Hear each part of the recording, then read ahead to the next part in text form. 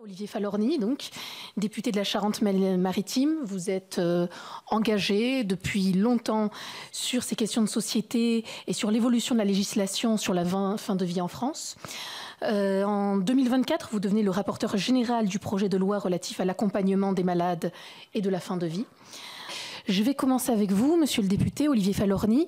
Je m'adresse aux spécialistes de la fin de vie que vous êtes. Quelles limites, en tant que laïc, fixez-vous à l'assistance dans la mort? Oula, on commence fort.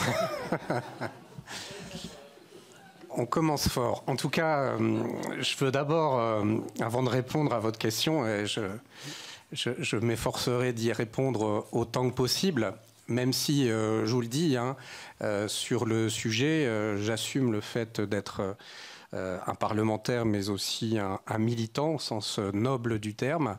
J'ai des convictions, mais pour autant, je n'ai pas de certitude. C'est-à-dire que je ne vais pas venir devant vous en vous disant, voilà, la vérité, c'est celle-ci.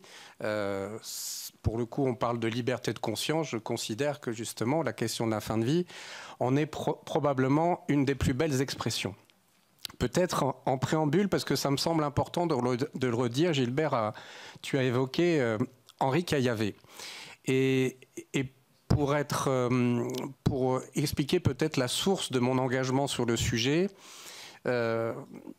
et parfois parce qu'un certain nombre d'opposants, d'adversaires, m'ont renvoyé à de pseudo-engagements, soit émotionnels, soit passionnels, ce qui n'a rien de péjoratif et évidemment rien de critiquable. Mon engagement sur la question de la fin de vie, il est d'abord un engagement éminemment républicain. Et il a été le fruit d'une rencontre, d'une première rencontre. Et cette rencontre, c'est avec Henri Caillavet. Jeune Rochelet, j'avais été invité par Michel Crépeau, député maire radical emblématique de cette belle ville, belle et rebelle. Et j'avais été amené, j'étais un jeune citoyen, même pas vraiment encore militant, et j'avais assisté à une conférence d'Henri Caillavet et qui avait expliqué au jeune blanc-bec que j'étais que la question de la fin de vie était une question éminemment républicaine parce qu'elle interrogeait nos principales valeurs et nos principaux principes, et qu'en l'occurrence, ces valeurs et principes de liberté, d'égalité, de fraternité et de laïcité n'étaient pas vraiment respectés en matière de fin de vie dans notre République française. Et c'est là où j'ai compris combien ce combat était un combat éminemment républicain. Alors ensuite, comme malheureusement beaucoup d'entre nous, j'ai été confronté à titre personnel, évidemment, à la question de la fin de vie. Malheureusement, c'est un sujet qui nous concerne, ou nous concernera, ou nous a concernés toutes et tous, dans nos entourages, dans nos cercles proches ou moins proches. En tout cas, c'est une question qui nous concerne tous. Mais je veux le redire, mon engagement sur ce sujet est un engagement éminemment républicain, et ça s'inscrit parfaitement. Et je vous remercie d'avoir choisi ce sujet comme un sujet central de l'engagement pour la République, et en célébrant la loi de 1905, qu'on peut célébrer, parce que je pense que c'est la plus belle loi de la République, et que cette loi de 1905 doit permettre justement une loi comme celle que je défends sur la fin de vie. Alors, pour répondre à votre question, d'abord, je pense que la question de la fin de vie, ça n'est pas une réponse unique. Et c'est pour ça, d'ailleurs, que j'ai plaidé pour qu'une loi globale puisse intégrer tous les éléments de l'accompagnement des malades en fin de vie. Je dis bien que parler de la fin de vie, ça n'est pas, en ce qui concerne ce texte, et ça n'est pas le premier, parce que je ne l'ai pas précisé, mais Henri Caillavet avait déposé une proposition de loi en 1978. 1978. Et à l'époque, alors il ne prenait pas l'aide active à mourir, mais à l'époque, il prenait au scandale qu'un malade puisse exiger l'arrêt des traitements à son médecin. Rendez-vous compte. Rendez-vous compte. Et la loi, petit à petit, les lois successives ont permis d'acquérir deux grands droits. Parce que nous ne partons pas de zéro. Il faut être honnête et rappeler les étapes franchies à travers la loi de 99, la loi Kouchner, la loi Leonetti de 2005 et la loi Claes-Leonetti de 2016, qui nous ont permis, à nous, citoyens, de conquérir deux droits. Le droit de ne pas souffrir, parce qu'il a fallu faire admettre, et ça semble évident aujourd'hui, mais ça ne l'était pas, que le droit de ne pas souffrir, finalement, était naturel, que souffrir n'était pas inévitable, et encore moins nécessaire. Et le droit de ne pas subir. Le droit de ne pas subir qui était le cœur de la proposition de loi d'Henri Caillavet, c'est-à-dire d'être en capacité, parce que quand on est en fin de vie, on ne devient pas du jour au lendemain un enfant, on est un citoyen jusqu'à son dernier souffle, et qu'on ne passe pas de l'état d'adulte à l'état d'enfant incapable de décider de son propre destin. Donc le droit de ne pas subir l'acharnement thérapeutique. Voilà les deux grands droits qui ont été conquis à travers ces textes. Encore faut-il que ces droits soient concrètement établis et qu'ils soient réels. Et le texte que nous proposons, c'est de faire en sorte que le droit de ne pas souffrir et le droit de ne pas subir se concrétisent à travers ce droit à une aide active à mourir. Pour autant, je suis de ceux qui considèrent, et c'est largement partagé, qu'il y a une réponse primordiale qui est l'accès aux soins palliatifs. L'accès aux soins palliatifs qui a vocation justement à éviter que les malades en fin de vie, puisque je rappelle qu'on parle de la maladie. Parler de la fin de vie, il y a peut-être parfois un malentendu d'ailleurs. Parler de la fin de vie, ça n'est pas, en l'occurrence ici, de parler de la vieillesse. On peut être très vieux, être en fin de vie. J'ai une grand-mère qui a 98 ans. Elle n'est pas malade, elle est en fin de vie évidemment, mais elle n'est pas concernée par la loi. Puisque, en l'occurrence, parler de la fin de vie, c'est parler de la maladie. Et que la fin de vie, malheureusement, elle touche tout le monde. Elle touche même des nourrissons. Ça apparaît, ça glace le sang quand on dit ça. Mais vous savez qu'il y a des soins palliatifs pédiatriques dans notre pays. C'est-à-dire qu'il y a des cas, malheureusement, où des nourrissons sont déjà dans un stade de fin de vie.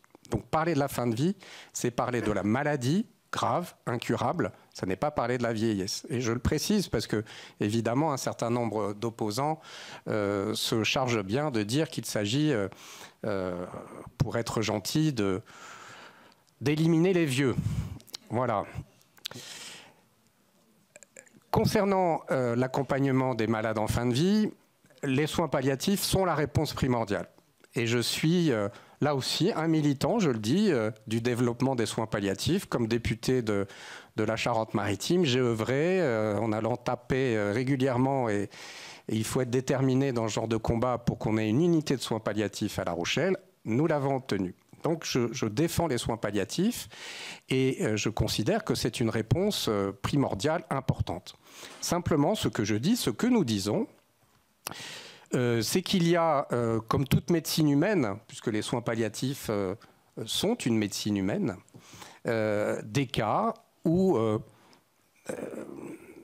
il se révèle impuissant.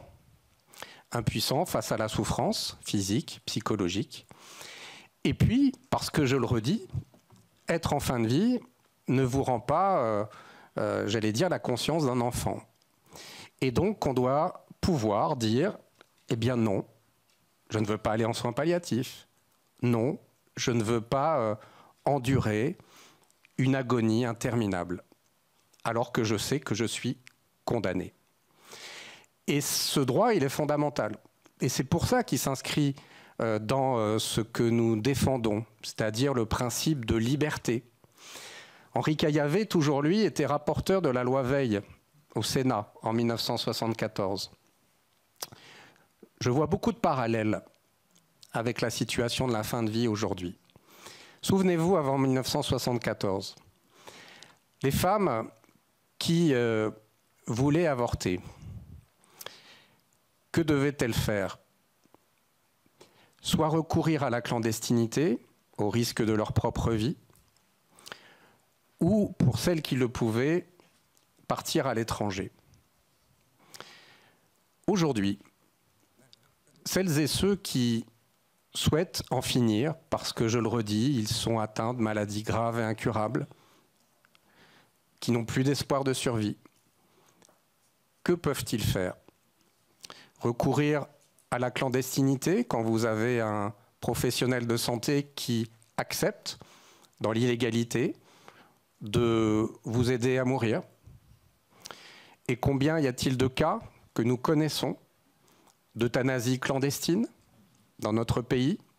Donc je pense qu'il faut un moment arrêter de se voiler la face et de regarder la situation de la fin de vie dans notre pays sans hypocrisie, ou de s'exiler à l'étranger, une forme de double peine, c'est-à-dire de devoir partir ailleurs que chez soi, en Suisse, en Belgique, et j'allais dire maintenant presque dans tous les pays à nos frontières.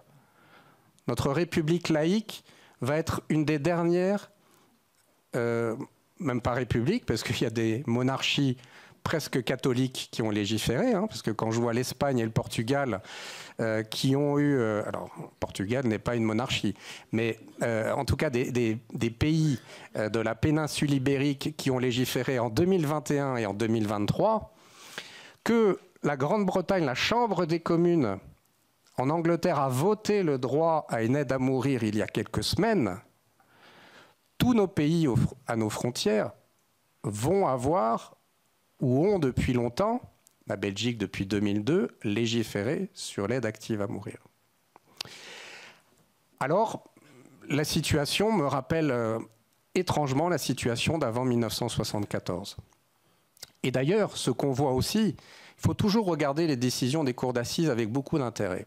Souvenez-vous de Gisèle Halimi, son combat pour l'avortement, le procès de Bobigny, l'acquittement de sa cliente.